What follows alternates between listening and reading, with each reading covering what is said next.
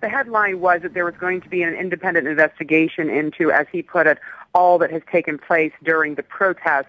Also, he said that they have restored order to Thailand, to the capital, and to the other provinces of Thailand, speaking about those 24 provinces that were under and are still under a curfew for the next 3 days.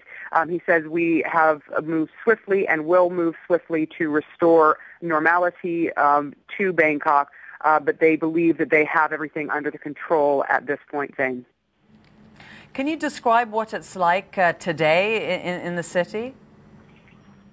Yes, I can tell you that from looking around the city and seeing also local television that's gone further out in the city, that finally traffic is actually moving in some areas for the first time. It is certainly not heavy traffic, but there are cars where there weren't cars before. There are a few people who are out in the streets. A lot of the businesses, though, in the area that was directly affected still not open at this point in time. But certainly there's a little more movement in the city than there has been over the last 7 days, Zane.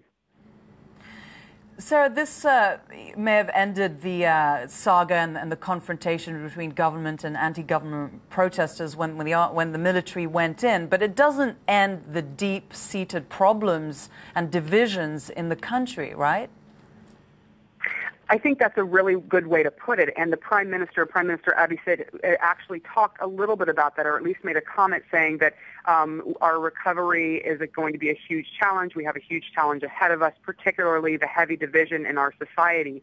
So there's a large division that obviously the current government recognizes. Certainly the protesters were still adamant about the fact that things have not changed for them just because the protest is over, that they still have the same belief system that they are not well represented by their government, and they still feel left out of the process and left out of the riches of Thailand. So that issue, Zane, is still there. And until that gets resolved, some of the protesters told us yesterday that they would protest again at some point in time.